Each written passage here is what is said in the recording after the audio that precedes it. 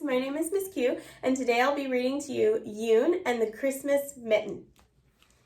Let's begin.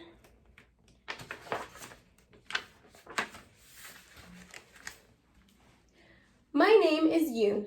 I came here from Korea, a country far away. One winter day, my teacher in my new American school read my class a story. It is about Mr. Santa Claus, who lived at the North Pole. Santa comes on Christmas Eve and brings us presents, the freckled boy told me. My teacher let me take a Christmas book home, and that night I showed it to my father. Look, Father, I said, here is a story about Mr. Santa Claus. I told my father all about the man in the big red suit. I showed him the picture of the red and white striped North Pole. I giggled and I turned the page with the sleigh piled high with presents. My father pushed the book away. We are Korean. Santa Claus is not our custom. I hung my head. But the boys and the girls at school say he will come visit us on Christmas Eve. Little Yoon, my mother said. We are not a Christmas family. Our holiday is New Year's Day. And we visit our friends, the Kim family, and we will have a fine meal together, and we will wish each other good luck, she smiled. You can wear your red dress on the celebration day. I stomped my foot. I do not like that dress. The collar pinches and the buttons pop open. I stomped my foot again. My mother raised her eyebrows. Enough, Yoon, Father said. This is not respectable. Go to your room. Go. And I hugged the Christmas book to my heart, and I ran to my room, doing it as I was told. Why did my father not like Santa Claus? Why did my father not like Christmas? Later that night, I sat on my bed looking at the pictures of the North Pole. My mother came into the room. Quickly, I hid the book under my pillow. Here, little Yoon, I saved some for you. Your favorite, she said. She put a plate of sliced sweet pears on the table by my bed, and she smoothed my hair and kissed my cheek. And I ate the pears, and I went to sleep, dreaming of a village at the North Pole. The next day at school, my teacher read us another story about the tall Christmas tree decorated with beautiful colored lights. How would Mr. Santa Claus ever find my dark house without colored lights to show him the way?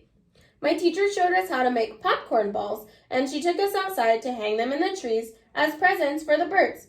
Then I had a very good idea, and I hid my popcorn ball in my pocket. When I got home from school, I hung my popcorn present in the bush by our big window, and then I took some bits of bread from our kitchen and I decorated the rest of the bushes. The birds would be so happy, they would eat the treats and fly far away to the North Pole. They would sing a song for Santa Claus, and they would tell him where to find me. Little Yoon is here. She is here in America. When my mother went into the front room, she screamed, "Ee!" What? My father said as he hurried to see what was the matter. Look, there are so many birds. They are attacking the bushes, she said.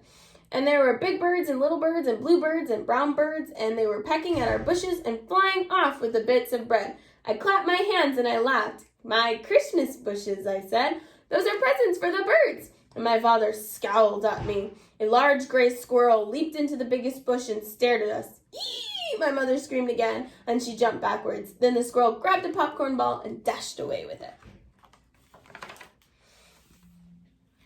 At school, boys and girls talked about stockings they would hang on Christmas Eve, and Mr. Santa Claus would fill them with surprises.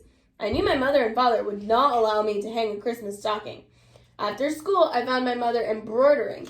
We will take this gift when we visit Mr. Kim on New Year's Day. Do you think this is pretty? My mother asked. She held up the lotus flower on the corner of the new tablecloth. Yes, Mother, pretty, I said. I learned a pretty song in school today. It is about a reindeer with a red nose. This reindeer is Santa Claus's most favorite. My mother shook her head. Yoon, she said, your father and I have told you you are not a Christmas family. We are Korean, and now dry your tears. If only my mother and father could hear the stories and sing the songs. Before I climbed into bed that night, I pinned my most colorful mitten to the bottom corner of my blanket. It would be my Christmas mitten. Santa Claus would come and leave me a present. My mother came to tuck me in. "What's this?" she asked.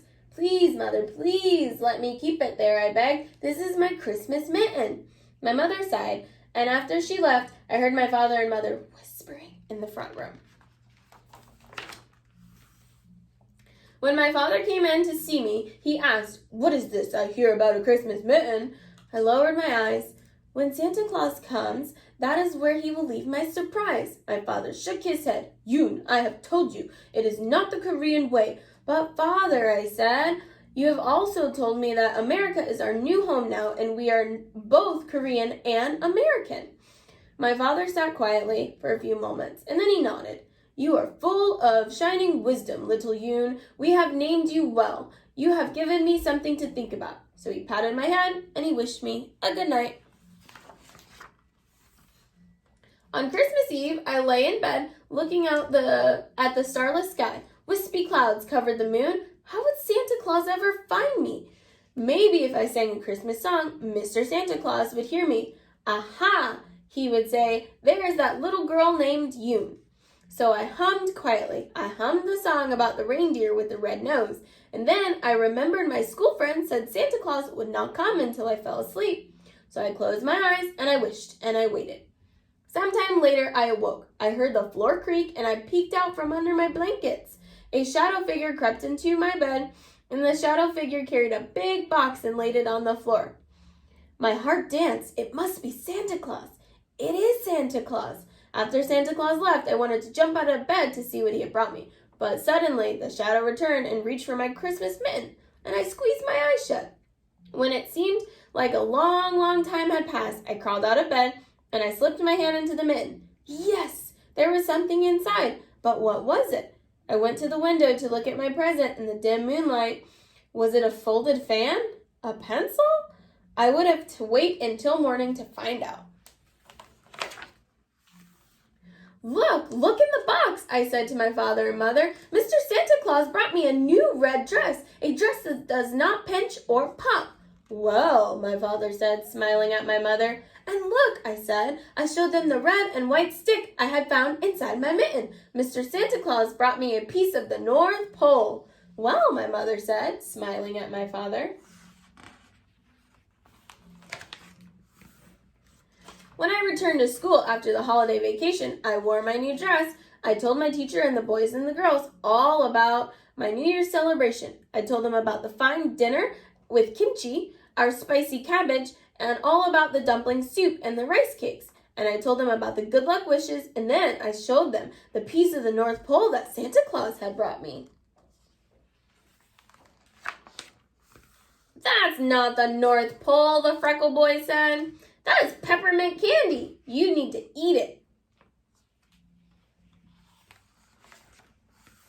Eat it?